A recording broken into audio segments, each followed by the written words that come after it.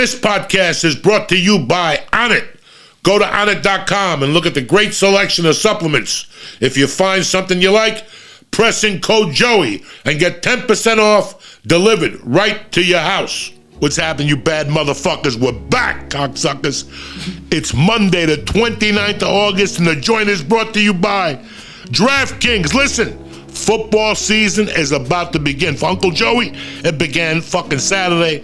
I had the over on the Hawaii whatever fucking game. I had to wait till 2 in the morning to get results, but it came through. But you get ready for NFL Week 1 action with DraftKings Sportsbook, the official sports betting partner of the NFL. And to celebrate the return of football, listen, I know you guys were at different fucking places last year and you liked them or you didn't like them, but it's a whole new fucking football season. And DraftKings is better than ever. I fucking love DraftKings. Experience the thrill of DraftKings early win promotion. Get up to 7 and you win. Bet on any NFL team of your choice, and if your team leads by 7 points at any point during the game, you get paid instantly. Even if your team loses, you win. Who's better than DraftKings? Nobody. They're safe, secure, and reliable. Deposit and withdraw cash whenever the hell you want. This is your year with DraftKings. Plus, they got a social media page that'll rock your world. You could get together with other gamblers, see what they're betting, overs, learn things. So do me a favor, download the DraftKings Sportsbook app today and use promo code Joey to get 200 in free bets instantly when you place a $5 bet on any football team. That's code Joey, Joey, only at DraftKings Sportsbook, the official sports betting partner of the NFL. Minimum age and eligibility restrictions apply. See show notes for details. Now do me a favor, download the DraftKings Sportsbook app and get ready to win some motherfucking cash, cocksuckers. The joint is also brought to you by Stamps.com. Listen, unless you're Santa Claus, you're not looking forward to dealing with the holiday mails. And if you haven't started prepping for the chaos of holiday mail and shipping, you've already fallen behind. Guys, don't get confused. It's September, whatever the fuck, August, but it's starting already. Stamps.com is everything you need to make life easier. It's the virtual 24/7 post office. No lines, no traffic, no hassle. My wife and I use Stamps.com for the last 11, 12 years, and we fucking love them.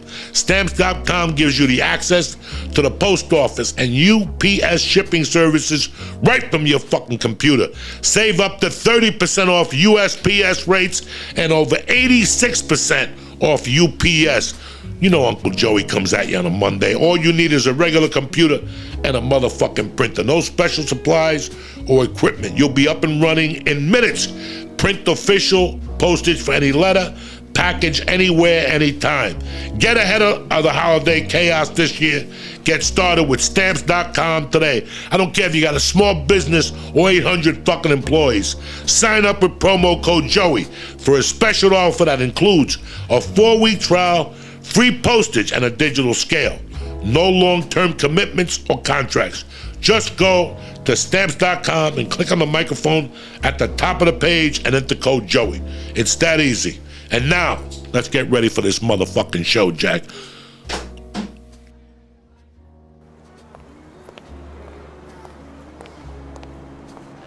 how you doing? Come on in. Yeah, Joey's in the back. Check 1, 2. Welcome to Uncle Joey's Joint.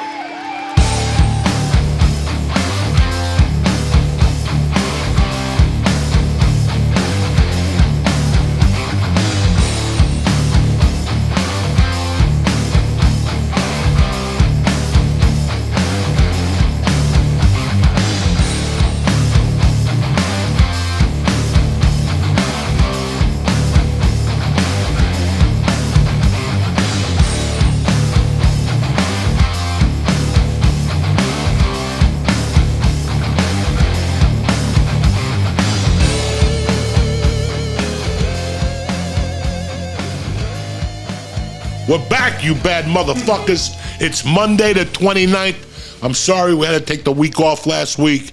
I was at the fucking Outer Banks with the family and 5 other families, 20-something people in a fucking house. It was tremendous, believe it or not. I haven't done anything like this I don't think I ever did anything like that. I mean, I had like my family growing up with other people. But anyway, the Outer Banks was beautiful. Shout out to Duck's Donuts, a bunch of fucking places down there. I mean, Jesus Christ, they were tremendous. I only had 2 fucking donuts. You know me, I'm paranoid of fucking diabetes and shit. I had 1 donut one day, early in the morning after my workout, and one donut the other morning, and I did not have the maple glaze with bacon. I got to work myself up to that shit. You know what I'm saying? Everybody kept saying, when I put the picture up on Instagram, it was really weird. The lady at the place said, you got to try the bacon with maple nut, whatever the fuck, syrup, maple syrup. And it sounded good, but fucking bacon and fucking whatever, that's, yeah, sweet. Sometimes it's good, man. That'll send me into another fucking dimension. So I was like, I'm not ready for it yet, but it was beautiful. The fucking donuts are great. You look good, dude. I did a lot of crazy shit down there. I was on antibiotics, for starters, so the first couple days, I swolled up from the fucking salt and the water and not having my chair where my feet go up and shit. But then I didn't lift a fucking weight. I didn't touch a fucking weight all week. I just swam every morning. I would get up. I had a nice little system down there, guys. I was telling Mike how much I miss the outdoor. Guys, Colorado was made for a chubby fucking spick like me. I don't know if I could describe it any better. That state had everything that soothed my nerves. I mean, not from my stories or what I was doing up there, but even Boulder, guys. I forgot to mention to you guys, before I left Boulder, last year before I left Boulder, I had weights at the house, like a bench, and the bench was my dinner table. My weightlifting bench, it was a fucking, where I wrote jokes. That bench, I wish I could still have that bench today. It was a one and all purpose type of fucking thing. I used to lift a lot in Colorado and swim and all that shit, but the one thing I loved when I lived in North Boulder was just smoking a fucking bong or 2 and then rolling a fucking joint and walking up a hill. Just walk up a fucking hill. Guys, yeah, you're a little scared. You got the mountain lions. One time, I didn't see a bear, but I heard that motherfucker. It sounds like a little bit of an earthquake on the floor and shit. You see trees moving weird. I got the fuck out of there. But that was part of who I was. So when I went down to, I moved to fucking Seattle. It rains. We could walk in that shit all day. And then Los Angeles is a fucking concrete jungle, And they got places to walk in Los Angeles, parks and shit, but I don't know. I was so into my career, I forgot all about that. And then I got to Jersey 2 years ago.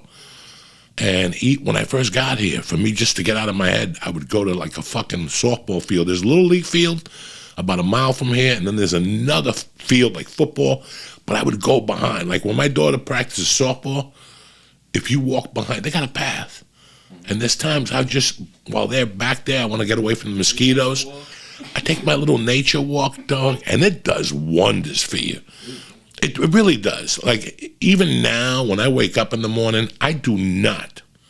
I'll tell you the biggest mistake I was making. I don't know how it is for you guys. But the biggest fucking mistake you could make today, I'm going to tell you what it is, besides drinking a Coke for breakfast or smoking a fucking cigarette.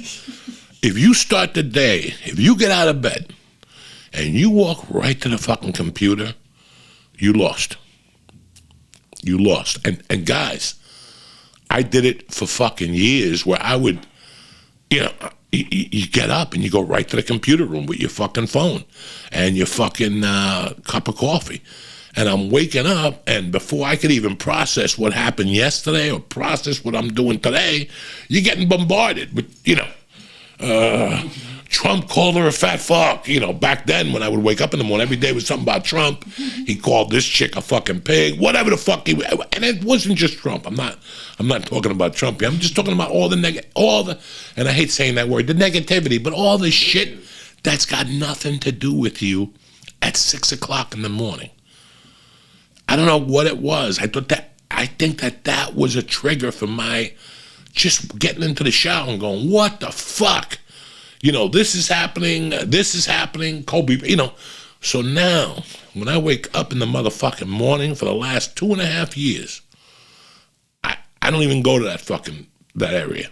I get my cup of coffee, And I go and I sit in a chair. We all have a fucking chair. If you don't have a chair, get a fucking milk crate. It worked for me for years, okay? Go to 7-Eleven at night. They got the milk crates out there. Steal them. I got 10 of these fucking crates. That's how I do them. One a week, you steal some fucking milk crates. I don't care if you got to put one on top of the other. They got those long ones. Like the ones I have the almond, they're the regular milk ones. I don't like these. But they got those fucking big ones. I used to sit on one of those.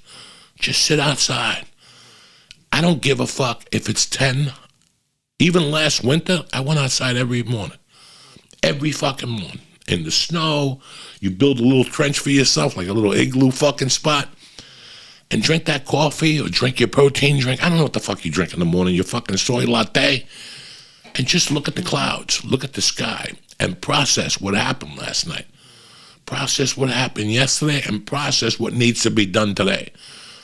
I got to tell you something. It's a fucking game changer. If you wake up in the morning, you go right on Instagram and Twitter, and this chick showing a pussy, you got this chick sucking a cock, you got fucking this guy talking about who hates Joe Rogan, what the fuck Aaron whatever said on there about that. You're gonna die. Your mind cannot handle it. And that's what's going on right now. There is so much fucking information thrown at you that you can't fucking process it. And I learned this, guys, I was dying in fucking anxiety for 5 fucking years, medication, breathing. I didn't know what it was. And I got to be honest with you, now thinking about it, yes, it was the move and the whole thing. But it was one, I was sick and tired of just doing comedy. I was fucking sick and tired of it. I was at a point where I just couldn't take it no more, guys. The plane rides, the bullshit, the fucking agents, it got old. But besides that, it was all the information that was getting thrown at me. And I think right now, all these people that have mental health problems, including myself, that things aren't still the same, a little right for you since the pandemic started or whatever the fuck is going on, it's because of all the fucking information we got thrown at us. If you look at people, they're going fucking crazy. People are going fucking nuts, guys. I don't know where the fuck you live in your peaceful abode, but people are fucking going off. I went to the gym this morning. I'm on the bike. They have the news on, right? They have the local Jersey fucking news. There was 2 people shot in Toms River, which is 25 minutes from me.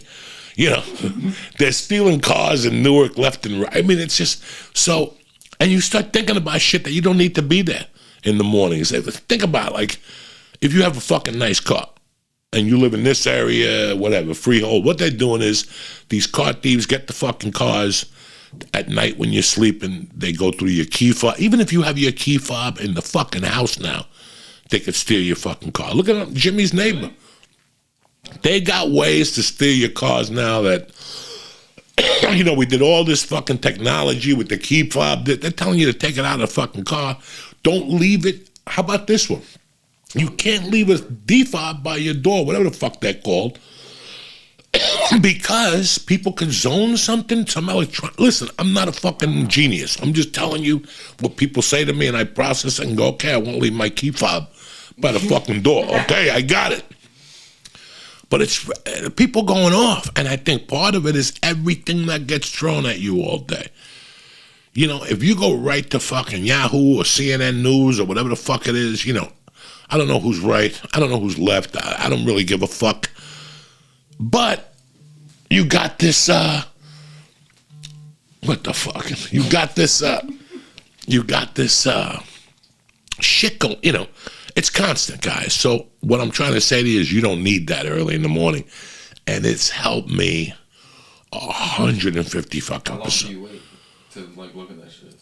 You know what my problem was? My problem was that I was always in a rush in my mind. I gotta go. I gotta finish this and go to... Where the fuck are you going? Where the fuck are you going? Guys, I would wake up at 4 a.m. to pee. Honest to God, I'm being honest with you. Because I would get up at 4 a.m. to pee and run over to Twitter and check your shit. Like something was gonna happen. Nothing's gonna happen. Nothing's gonna happen. What's going to happen? Joe's going to put a picture up of his fucking bicycle. I lifted today, whatever, fucking walk 30 minutes, whatever, on the treadmill yesterday, put it up. I'm in a car sitting there for 8 hours driving back to North Carolina, and he puts a thing up, get a fancy fucking treadmill. Like everybody's got a fucking treadmill. So it's just, I give it the time that's needed. I go out there. First thing, when I got my cup of coffee, I don't like people talking around me. I don't want to hear about, like, in this house this last week, there were maybe 2 mornings that people came up, Biden, that, I go right outside.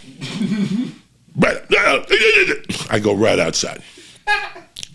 You know, I'm not into that. I don't want to hear that shit at all. He forgave student loans. He didn't forgive mine. I already paid it. Who's the asshole here? So, you know, you go outside, guys. You say, thank you. God, forgive me another fucking day. How can I be a little better than I was yesterday? And then I give my gratitude for the day and my 5 things I'm grateful for. And you know what? I say them out loud. If you're driving by and you think I'm crazy, I don't give a fuck. Okay, I'm grateful for my life. I'm grateful for fucking my family. Whatever the fuck you're grateful for, I'm grateful for what I have. And most importantly, what I don't fucking have. How's that one for you cocksuckers? You know, for everybody who thinks you need a Lamborghini in your life, you don't need dick, okay? Oh, I would love to live in $1 million home, a $10 million home. Yeah, it's $1 million a year in upkeep. How are you going to fucking do that? You're going to win the lottery every year, cocksucker? No, you're not. So keep making those donuts. Whatever it takes. I mean, I'm not going to sit out there for 2 hours like a bumpy. I got shit to do in the morning. But however long the process takes. Sometimes I sit out there for 20 minutes and my wife comes and we discuss 10 minutes of the week, of the day, what's going on. Then she goes her way, and I come down and start my day with the computer, emails, whatever. And then from there you go to a fucking gym, whatever your fucking day is. But what I'm saying is, I just don't fucking jump on the fucking computer for breakfast no more. It's no bueno. Anyway, I tell you motherfuckers what happened last week. Because you know how it is, guys. You sit here for 8 fucking months, nobody calls you, right? Nobody fucking calls you. Not one person, hey, Joe, I got a job for you. Blah, blah, blah. I have an agent in New York. I got 2 agents. You know me. I'm always running with a guy on the side. I got a guy. But this guy's who bots. 8 months, not one fucking audition. I love him. Great guy. But, you know, so now we're... Anyway. So I got my little gay brother. I've had him... He got me Spider-Man 2. So think about how long I've known Dave for. Dave is my brother and a half. Dave moved to New York. He's my little gay brother, and he just books theater, which I don't give a fuck. But I told him, Dave, can you help me out? And he goes, if I see something, I'll submit you for it. So, guys, I swear to God, I get in the car, maybe Friday afternoon, we got the fuck out of here. We got a hotel halfway. We didn't want to do the whole night sleeping. We don't know if we get car sick. I might get car sick. My daughter might get car sick. So me and one of the other families said, fuck it. Let's pull over at the 4.5-hour mark. That'll give us plenty of time. We'll get some dinner. Got some fucking tremendous Mexican food. I don't know what's going on in North Carolina, but there's more fucking Mexican restaurants in North Carolina than what there are in California, Jack. I don't know if they tell these Mexicans to move to North Carolina. It's the smartest fucking move in the world. So they don't have to have hand-to-hand combat with other fucking families. But I'll tell you something. I stopped at a Mexican place. And from the outside, I gave it a 2. Like, if you go to a place and I don't even know I'm going in there. I already see shit and blood coming out of my fucking asshole. You know, me, my wife, the other family went in there. First off, they had to put tables together for us. They had like 3 different tables. The last table was a circular one. This one was like a poker card table, and this one was a nice dinner table. They had maybe 6 tables in the place. El Cuyanco, I don't fucking know. I think it was in Virginia. We go in there, the family's in there, they got bulletproof glass. I don't know why. Like, you could order food to go. They had like glass there, and then they had a little dining room area, maybe 5 tables. I sat down. I'm like, I'm going to be a little careful in here. I'm not even going to touch the tables. Like I said, they had to put 3 tables together. I think it was 3. It was like 7 of us. They had to put 3 tables together. All tables were all fucking different, right? So I'm not feeling confident about this fucking place. They never even had time to go get tables. You know what I'm saying? When they opened the restaurant. So she comes over. They bring chips and salsa. Chips and money. Salsa's fucking even better. Okay. Then it comes time to order, and I wanted to be safe. So I ordered chicken enchiladas with the green sauce. Let me tell you something, guys. I wish I would have ordered 10 orders of it. It was so fucking good. That's number one. Number two, I tell you what stood out. The fucking chicken was tremendous. It wasn't one of those roasted chickens from Costco. Yeah, these are Mexicans. They doped that motherfucker up, Jack. They doped that motherfucking chicken up. And they put it in enchiladas and with fucking green sauce. Oh, my God, with rice and beans. These motherfuckers, and the bill was like $80 for 15 of us. So put that in your pipe and smoke it in North Carolina. That was the only meal I had out. That was the only time I had out. It was fucking delicious. The people were great. They had fried ice cream for the kids, free dessert. The kids were fucking happy. I don't like fried ice cream. I don't know. I like my ice cream fucking cold. All right? I like my ice cream cold. I don't want no fucking fried. I took my daughter someplace 2 weeks ago. She gets the Oreo pancakes. I'm okay with that. It's bad enough. It came at fucking 8 in the morning. 2 fucking fried Oreos up on top. On top of the fucking, I'm like, Mercy, what is that? She's like, I think that too. Give me those fucking things. But I like them. Give me those fucking things. You can't eat a fried Oreo for fucking breakfast, Mercy. You'll fucking run home next to the car. I can't have that at 8 in the morning. So, I leave here fucking Friday, right? Get there Saturday. Having a great time. Monday morning, 9:01, I got a fucking email. Can you make up your mind on this offer? I got an offer to me. So I'm sitting, like I told you, motherfuckers. You never know what's going to fucking happen when you go away. Nobody bothers you. I would sit at home for 2 weeks. And the minute the Uber would come, and I would close the door on the Uber. I swear to God, guys, I would just close the door on the Uber. The guy would go, airport, yeah. Not even 5 seconds, right away, my agent. What's up? Hey, you have an audition tomorrow for a fucking movie. You miserable fucks. All week I've been sitting here with my finger up my ass, going to fucking hanging out with Lee, eating edibles. Nobody fucking calls. And now you want to fucking call me today as I'm leaving. So sure enough, Monday, I get this long email about this pilot. They want to use me, blah, blah, blah. They want a picture of me with the kid. You know, just really, I want to think about this shit right now. I didn't even reply. I was like, fuck it, I'll deal with this later. The next day, you ready for this, motherfuckers? I get an email from my little man, Dave. Guys, you ready for this one? He got me an audition for a play for Guys and Dolls for the role of Big fucking Jules. But no, it gets better. It's a 3-week run at the Kennedy Center in Washington fucking D.C. in the nation's capital. Oh, shit. And I'm sitting there going, let me call this motherfucker up. I call him up. He's in England. Hi. I'm like, what's going on? He goes, I came to England for a party. I'm like, listen, what is this? What is this? And he's like, Joey, this is big time. He goes, you fucking do it to me all the time. He goes, they call me. They ask me for my client list. I send it, and they want to talk to you. I don't know why. I don't know what you're doing over there. I go, but Dave, a fucking play. I could see if it's like a play off Broadway. That's who I am. I'm not good enough. I've never done I did a play one time. I got fired in L.A. The worst play in the world. Huh? You were talking about how you wanted to. So I look at this fucking audition. I haven't seen Guys and Dolls, the movie, in 30 fucking years, you know. I saw the play in high school. Yeah, everybody does the play in high school. I didn't do fucking plays in high school, so I missed out on fucking Guys and Dolls. I called Nick Turturro. I asked him for advice. He's like, fucking do it. Yes. It's fucking tremendous. Send it in. He goes, who you reading for? Big Jules? I go, how'd you know? He goes, you're perfect for fucking Big Jules. And George, some other fucking guy. And I'm like, are you guys serious? So I'm like, holy fuck. So I called another dear friend of mine. And I'm like, hey, I got to run this by you. She almost fainted. She's a play chick, you know. She almost fainted on the phone. She goes, oh, are you fucking serious? You're definitely doing that. Oh, my God. She goes, I love that play. She goes, who you reading for? Big Jules? I go, yeah.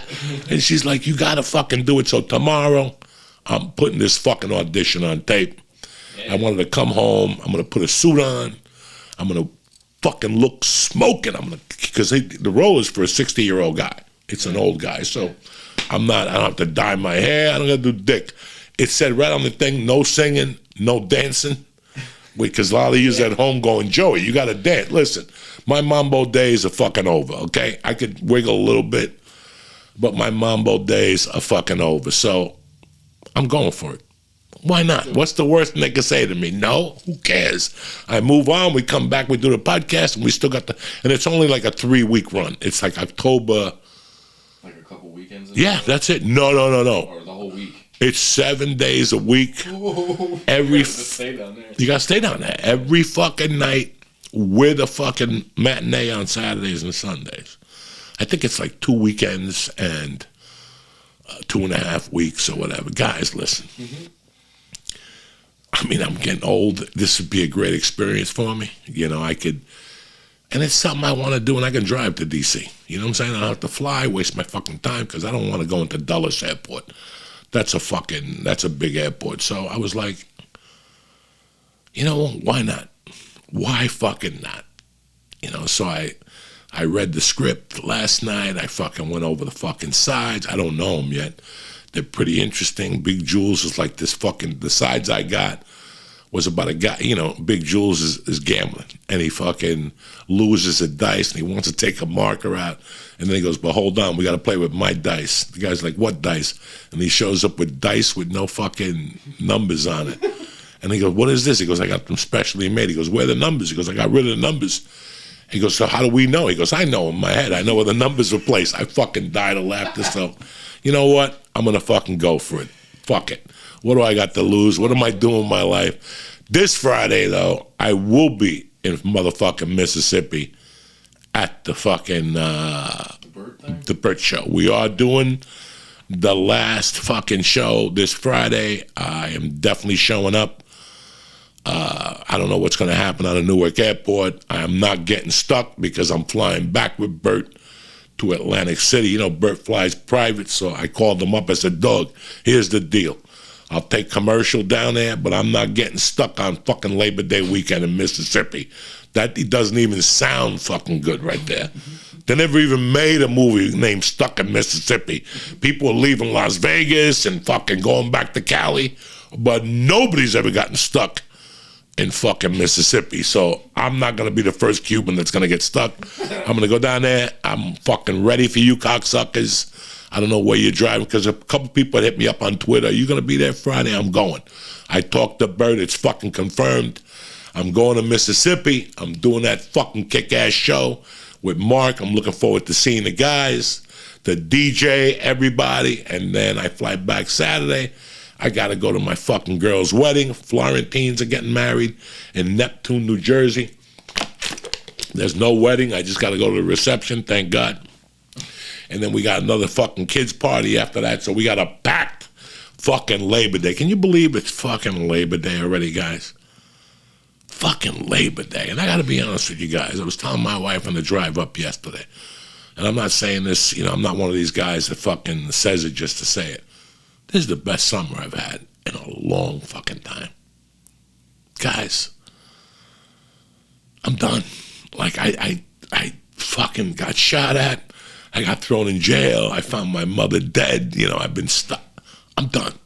Like, I just want to giggle now. I just want to smoke my little reefer. I took some fucking reefer down to, I took that tremendous OG down there. I got to North Carolina. I brought rolling papers. You know, guys, and I didn't bring a grinder. So I had to cut that weed with a scissor. I was rolling joints the first 2 days, and I was getting fucking blasted. Mm-hmm. I have no reason to lie to you guys. I probably put on 10 pounds the first 2 days and not eating sweets. They were cooking. We didn't eat at one restaurant while we were down there. 6 nights. You know how nice that felt? Do you know how fucking nice that felt? Just to have home meals every night. A Portuguese family came. That motherfucker. She made some black beans. Oh my God. Some black beans, and she puts chorizo in it for flavor, and onions and garlic over white rice. And then the other dude is Korean. He's from a great fucking, listen, these people I went down there with are great people. I wouldn't put my hands with anybody. I've met these people since I got here. Our kids fucking hang out together. And we've become, you know, I hang out in like 6 different crews. This is my number one crew. I love these guys. The one guy's a garbage man in the city. He works at the fucking place, big dude, makes fucking great. Half of them are from Staten Island. You know, like they're all Staten Island Italian and Irish and shit. And the Portuguese people are from fucking Newark. The second night, the second or third night, she made black beans. My fucking eyes were rolling back. And the Korean dude took fucking short ribs and marinated these motherfuckers for 4 days. Like he's marinated them before and I've had them, but that day, he left them in there for 4 fucking days. Now, for you guys who know me, a short rib with fucking Korean dressing, that's 11 points. So 2 short ribs is 22 fucking points, and black beans and rice is 6. I was like, fuck it. I didn't eat no more than 2 of those fucking short ribs, but I got a big dish of fucking black beans and rice, and here's where it gets better. She chopped up garlic, put it on the bottom, like an inch of garlic on a dish, and then chopped like 2 inches of onions on top, so you could put it all over your fucking black beans and rice. You know, Uncle Joey took that extra garlic, dog. I was farting all fucking night. When you could smell your fart through a fucking sleep apnea machine, that's when you know your asshole's working double time. You understand me? When I fart and I got the sleep apnea machine on with a little fucking hole that vents air out that way, the excess air, and a fart creeps into that little fucking tiny peephole, that's success. You understand me? Speaking of success, we were talking about different things for the mind and what works, you know, like for me, waking up in the morning and fucking sitting outside like a momo and looking around and saying my gratitude. These are all things that help you get grounded. Like for me, I had a lot of problems when I moved here, and these are things that helped me get grounded. But one of the things that helped me, and it's still helping me, guys, you know, like I'm down to twice a month now, and it's just talk therapy. It's fucking helped me out tremendously. So before we go on, a word from our sponsors. And now for a word from our sponsor, BetterHelp. Listen, like I spoke before, you got to take care of your mind. We spend so much time taking care of what's outside, but so little of taking care of the most important body part, the brain. For years, I did it also. Don't feel bad. Investing time and energy in mental health is crucial to your happiness. Eating right, working out, that all helps. But there's no substitute for talk therapy. BetterHelp makes online therapy accessible, convenient, and affordable. Listen, like I told you during the podcast, I still talk to Dana twice a month. It's not every week. I cut it down. You could go with video, you could go with phone or chat therapy sessions, or you could choose not to see anyone on the camera. It's much more affordable than in-person therapy, and you could be matched with a therapist in 48 hours. If you try to get a face-to-face with a therapist today, it's going to take you 2 or 3 months. Half of them are booked out. Half of them don't even want to see clients face-to-face. So BetterHelp is online therapy. It's so much more affordable than personal therapy, you're going to flip. And the results are going to be tremendous. So what I'm going to do for you is this. Joint listeners, get 10% off your first month with BetterHelp.com/Diaz. Again, that's BetterHelp.com/Diaz. And now, back to the show. We're back, bitches. Don't forget, go to BetterHelp. Speaking of BetterHelp, let me tell you something else I realized last week, that it works both fucking ways. I have a trait that's fucking bad. And it's not a fucking addiction. It's just a trait. It runs in my fucking genes. And it's a horrible, for years I thought about how bad it was, because it doesn't let me sleep at night. Okay? And what I'm talking about is being a vengeful person.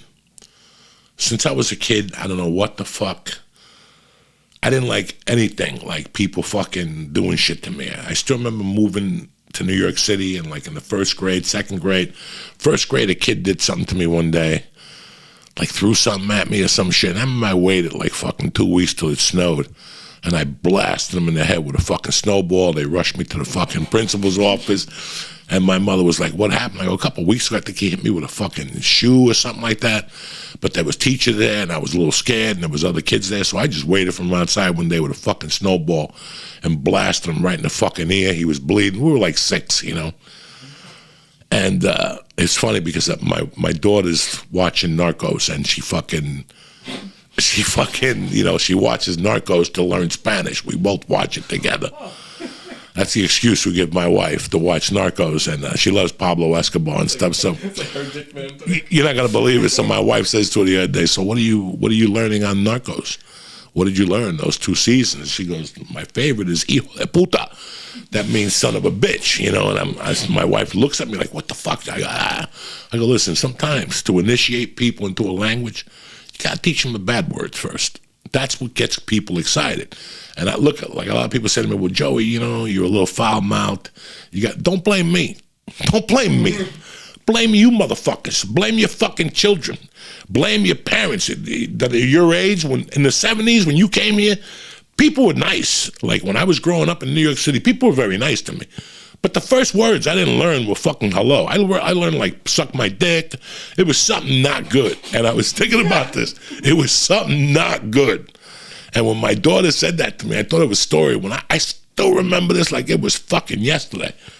Across the street from 205 West 88th Street when I was growing up, I don't know what's there now, not on the Amsterdam side, but on the 88th Street side was a laundromat.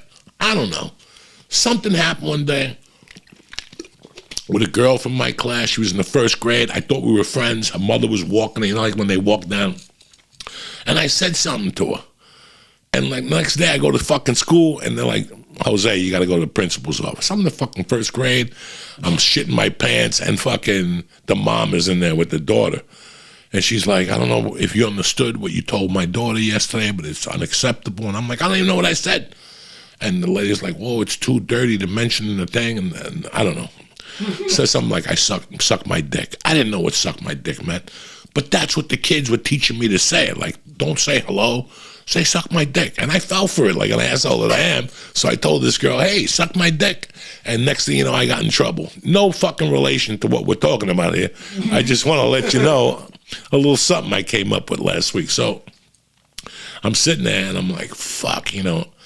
I remember my mom, like I was always a vengeful person, but then when my mom told me the story about her sticking up for her sister and stabbing the guy in the back and all this shit, I was like, what? You know, and then as I got older, I watched The Chinese Connection. All those movies I watched as a kid triggered what I already had that was wrong, which is my revenge, whatever. You know, like anybody who fucks with me, I got to get them at some point in my life. I'll wait in the bush, and I'm very good at it. That's the thing about me. I'm fucking great at it. So I just sit back and relax. But I was thinking about how bad it was a couple of years ago. I'm like, this has to stop. And at the time, I remember Rogan used to have a joke 20 years ago when we first met about that thing stayed with him, that he was still mad at a guy from 5 years earlier that had asked for oranges. He was like a pool cleaner or something like that.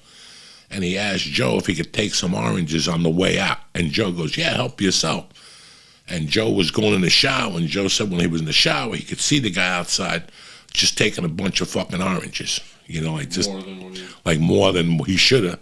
And Joe said, for years, I wanted to tell that guy, what the fuck, but I didn't, and it ate me up. I don't know how the context, I don't know how he used it. I have the same problem.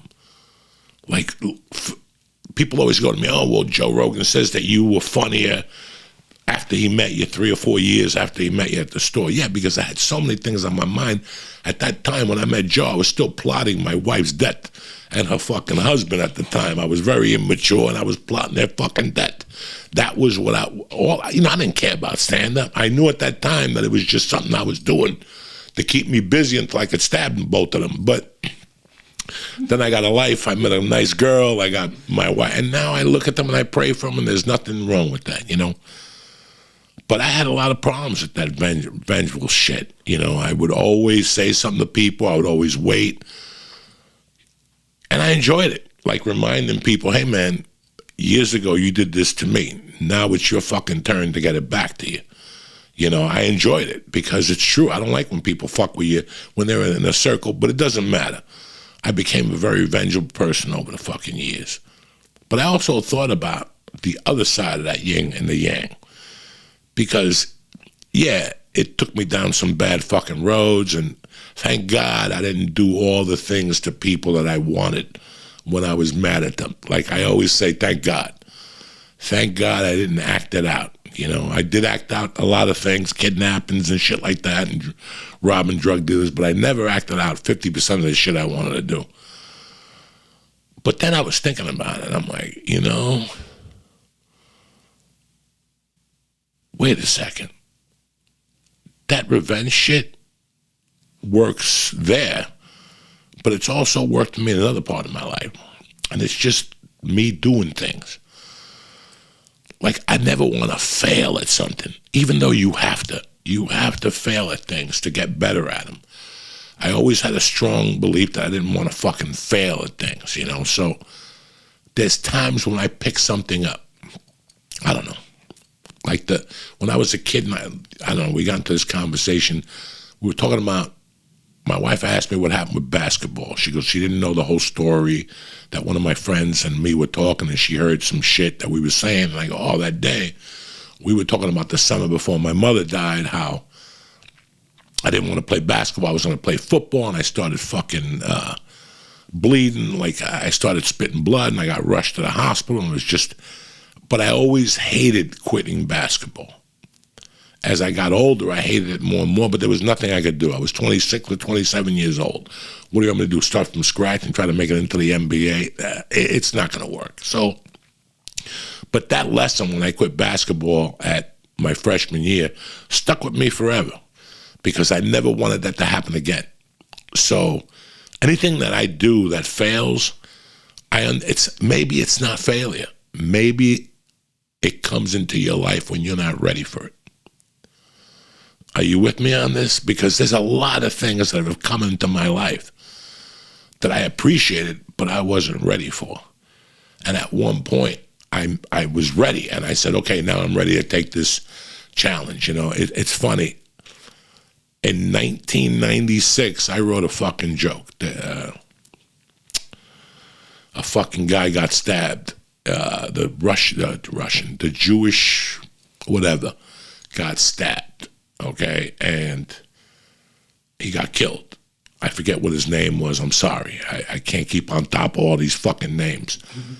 But I had a joke. You know, I like the guy got stabbed, and I go, you know why that guy got stabbed? Because $40 is $40. The guy who stabbed him was Jewish or something. And I made a joke like, he got stabbed because in his world, $40 is $40. And it's either that joke or there was another joke that I can't come to mind. It was 1996, 1997, guys. And there was only one person who would laugh at that fucking joke every time I did it in an open mic setting, and that was Josh Wolf. He laughed for two reasons. Because the joke was funny, but he also laughed because the joke would bomb. All right? Like, nobody in the room got it. And about a month, I couldn't figure out how to fucking set it up. How to lay it. I couldn't figure out anything. Maybe put some padding around it. I couldn't figure out how to fucking say this joke. And one day I was talking to somebody who was a great writer in Seattle. Her name was Kathy Sorbo, a girl that's fucking great. She was on MTV, really good looking, great lady, married. And she goes, maybe you wrote that joke, and it's ahead of where your comedy is. At first, it offended me. Like, I was like, that's not a nice thing to say. She goes, no. Listen to what I'm saying. You know, you had a fucking great idea. She goes, I love the joke. I'll buy it from you. I forget what the joke was, guys. It's killing me. But she goes, maybe you're not prepared to say that joke yet. And I listened to it, and I go, maybe. And what she meant was that joke, it was a 10-year comic joke, and I was still at a 6-year point, so I didn't know how to deliver that joke. It's a really hard pill to swallow when somebody says it to you, but once you think about it, you're like, oh, okay. And I'd never forget this. 10 years later, I brought the joke back, and guess what? It killed. It killed every fucking time. Maybe it was a delivery difference. Maybe I had more confidence when I was saying it. Who knows? The joke was great. It just wasn't ready for me at the time, okay?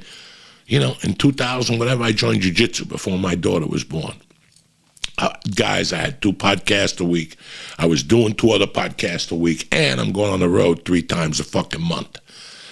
It was like 1 class a week. I go to 2 classes a week.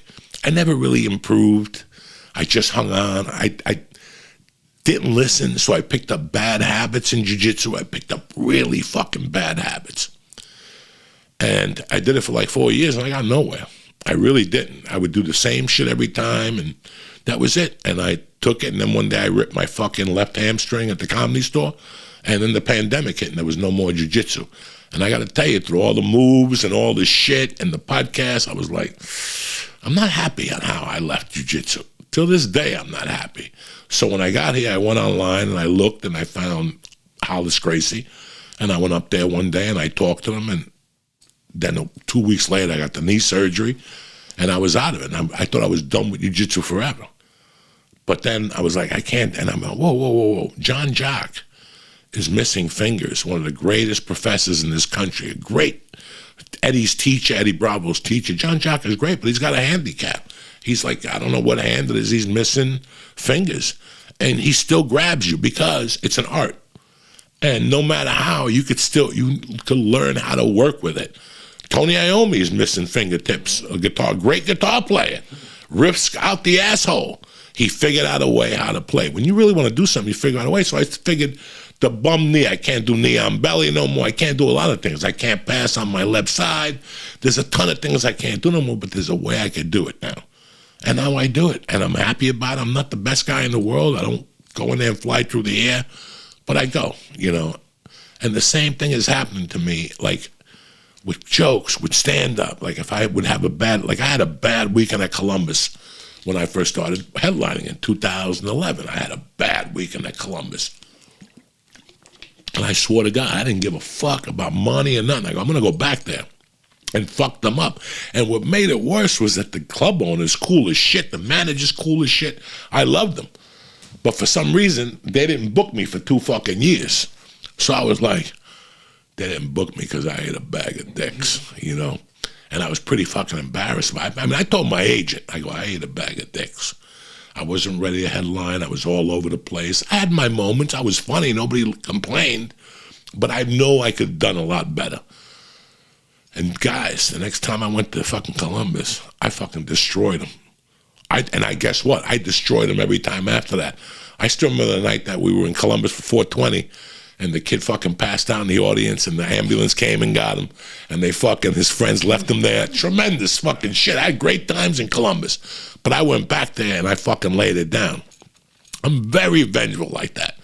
And I thought about, whoa. Okay, my revenge side is shitty, but how I care about if I do well or not, I like that. One of the things, guys, that was really eating away with me, I put up that Duck Donuts picture. And then a couple weeks ago, I went to a game with my daughter, and I put some pictures up from the baseball game. And then 2 nights later, one of the families was like, we're going to go to dinner tonight. And I made some videos at dinner, and we were fucking around with little pink things on my Instagram. And I had a great time. It was for the kids, But people always go to me, Joey, we like what you're doing. You're a good dad. You try. I don't feel that way, guys. I don't feel that way at all, because in my world, I have a fucking failure. I have an asterisk as a failure, as a father, and as a fucking husband. So that will stick with me forever, okay? I was such a failure as a husband. I didn't want to get married again. And I was such a failure as a father that between you and I and the third fucking God up there in the sky, at like the 6-month mark, I was ready to leave my wife. Not because I didn't love her, guys. But because I didn't want to disappoint somebody again. I didn't want to disappoint somebody again. And then I caught myself, and I smacked myself in the face, and I go, Joey, what the fuck are you talking about? You're doing this, and this time you're going to do it the right way, and that's it. And it's going to take time, and for me, I feel like a hypocrite at times, when I put those videos up and all those other things. But, guys, it doesn't matter that I feel like a hypocrite. I'm trying to be a good fucking dad. I'm trying to be a family guy. I'm trying to be home. I'm trying to do things. Like I said, this thing I did last week, I would never do this. Anybody who knows me knows I'm a 3-day guy. After 3 days, I start itching. I find excuses why to fucking leave. It's just the way some people are, and that's just the way I am, and I've accepted it. I talked to my brother yesterday, George, and he told me, are you back? And we go, yeah. And he goes, I got to be honest with you. This is the first trip you've ever been on that you didn't complain to me one time. You didn't want to come home. You didn't complain. I didn't. Even my wife said to me that the wives were like, listen, we've known this guy for 2 years. This is the happiest we've ever fucking seen him, you know? And guys, at the end of the week, I just want to be a dad. I just want to know what that feels like. I want to know what you guys experienced, to just be normal, not having to leave every week and come back with a fucking story. I don't want to miss anything. I got to go, I agreed with Bert to go to Mississippi on Friday. Guess what? I got an email right after I agreed with Bert that they're having a softball party on Friday night. They're going to have practice, and they're going to get pizza and ice cream. And again, you know what? There'll be other practices, but that's not what I'm doing here.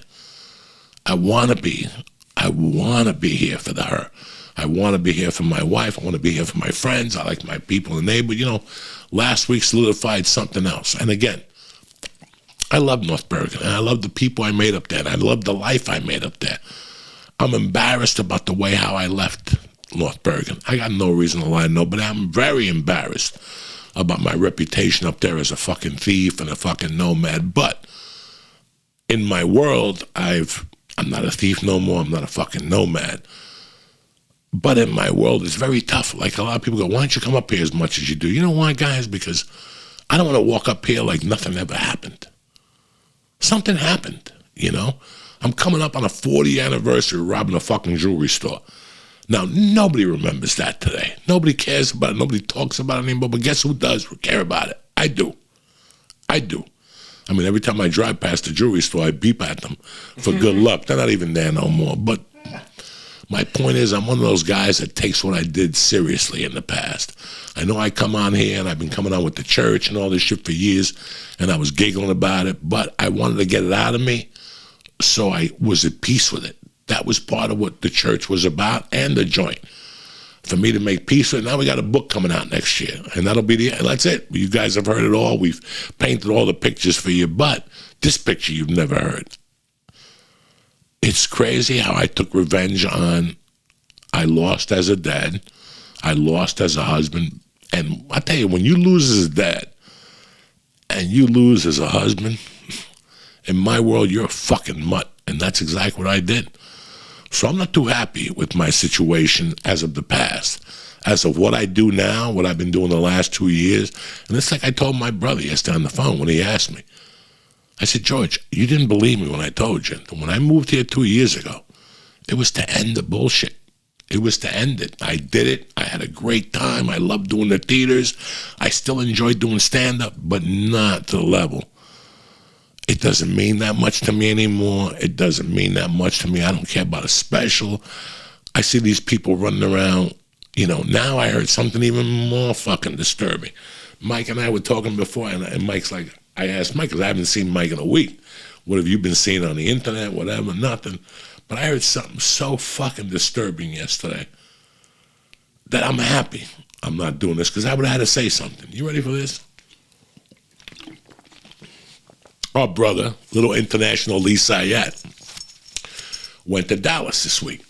And he went to see Brian Simpson. Funny motherfucker. I'll see him Friday night in motherfucking Mississippi. I'm looking forward to it. He went by himself. He reached out to Brian. Brian comped him the tickets. He just wanted to go see Brian. Brian's a funny guy. And he had 2 drinks or something. And he said he gets his check and $30-something.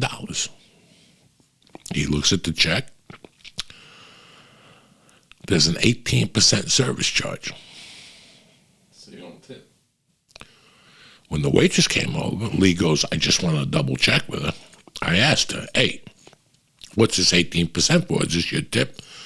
And he goes, very, upset. She looked at him and she goes, no, that's 18%. The club is putting on top of everything.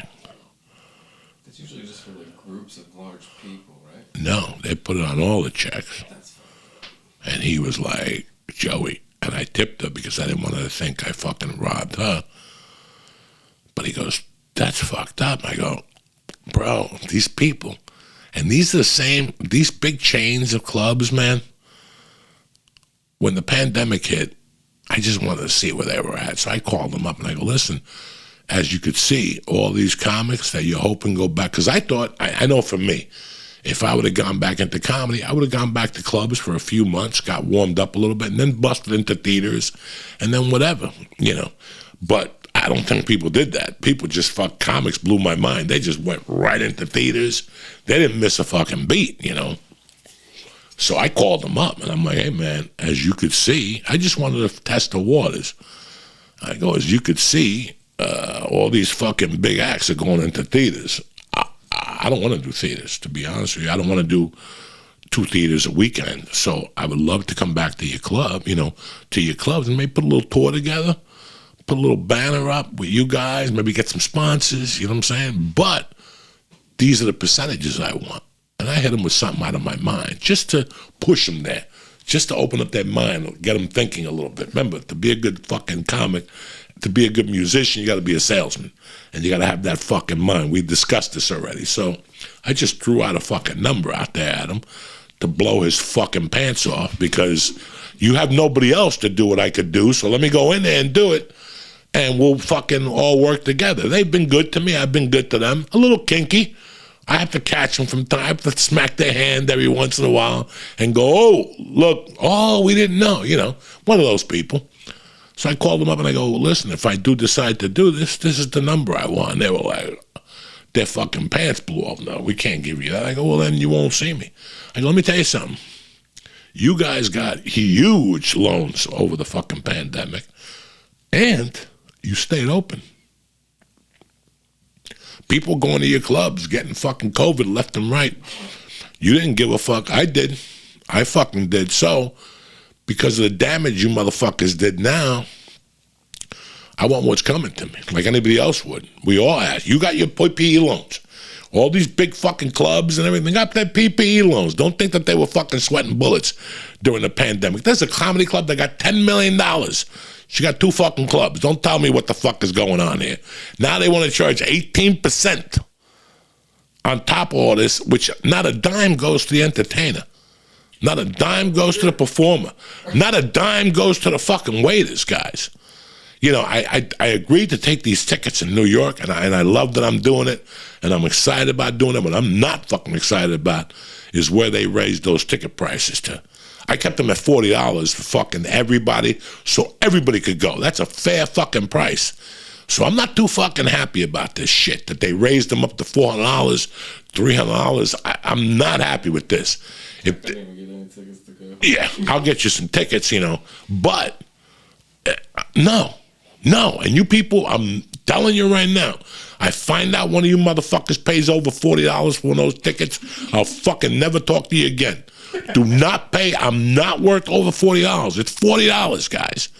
So for them to do this, I'm going to put tickets on sale in a couple of weeks for Philly. Same thing. $40 fucking dollars. That's enough. That's more than enough. We could all, but then again, they wanted to put the tickets on sale for Philly 2 weeks ago. And I'm like, are you fucking retarded? I know what you're going to do.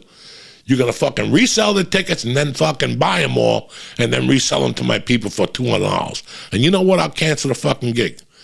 And now with this 18%, guys, that's why, you know what? It's time to support your mom and pop comedy fucking clubs. That club you didn't want to go in because they gave you heartburn for nachos. Pretty soon when the word gets out that fucking these people are doing this, all these comics, these young guys are going to, because all these clubs are doing it now. I'm hearing what they're doing to these young comics, and it's not fucking good.